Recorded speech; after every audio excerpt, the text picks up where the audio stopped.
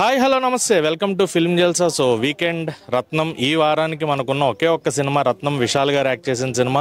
ప్రియా భవానీ శంకర్ హీరోయిన్గా వచ్చింది. And cinema అయితే ఓవరాల్గా యావరేజ్ మూవీ.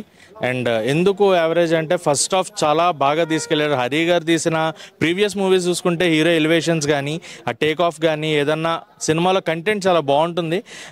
మనకు భరణి కానీ లేదంటే సింగం సీక్వెన్స్ కంప్లీట్ చూసుకుంటే ఏదైనా హీరో ఎలివేషన్స్ కానీ యాక్షన్ సీక్వెన్సెస్ కానీ హరి గారి సినిమాల్లో మనకు చాలా ఇష్టపడతాం.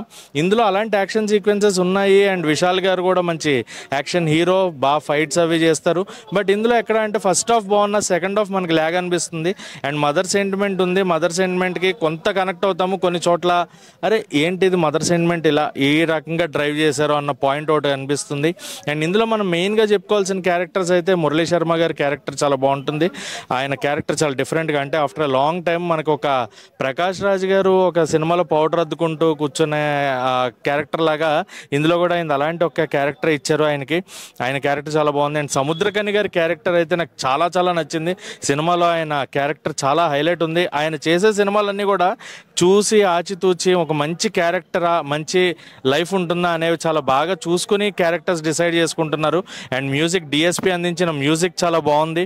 ఓవరాల్గా సినిమాలో థీమ్ అండ్ కంటెంట్ అంతా బాగున్నా సెకండ్ హాఫ్ ఇచ్చే ల్యాగ్, సెకండ్ హాఫ్లో వచ్చే కొన్ని సీన్స్ వల్ల సినిమా కొంచెం మనకి అక్కడక్కడ బోర్ కొడుతుంది. కానీ ఫస్ట్ హాఫ్ స్టార్ట్ అండ్ ఏంటి ఫస్ట్ హాఫ్ అప్పుడే అయిపోయిందా అనే ఫీల్ వస్తుంది.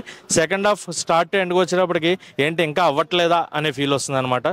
సో దానివల్ల సెకండ్ హాఫ్ మనకు ఆ ల్యాగ్ అండ్ క్లైమాక్స్ ప్రాపర్గా ఇవ్వలేదు సినిమాకి. క్లైమాక్స్ ఇంకేదన్నా బెటర్గా చేసుంటే బాగుండేదేమో అనే ఫీలింగ్ వచ్చింది. హరి గారి క్లైమాక్స్ అయితే కాదు, హరి డైరెక్షన్ క్లైమాక్స్ అయితే ఇలా ఉండదు నాకు తెలిసి. సో అదొకటి నాకు నెగిటివ్ అనిపించింది. అండ్ సెకండ్ హాఫ్ ఈ ల్యాగ్ అండ్ క్లైమాక్స్ వల్ల సినిమాకి యావరేజ్ అని చెప్తున్నాం. అండ్ సినిమా రేటింగ్ బట్టి చూసుకుంటే 5కి 1.75 రేటింగ్ అయితే ఇవ్వచ్చు. యావరేజ్ ఫిల్మ్, యావరేజ్ ఫ్లిక్గా ఇదైతే ఈ వీక్ మనకు వచ్చిన సినిమాల్లో రత్నం. కానీ వన్ టైం వాచబుల్గా అయితే థియేటర్లో ఖచ్చితంగా ఫ్యామిలీస్ అందరూ వచ్చి వన్ టైం ఒకసారి ఈ సినిమాని చూసి వెళ్ళొచ్చు హ్యాపీగా.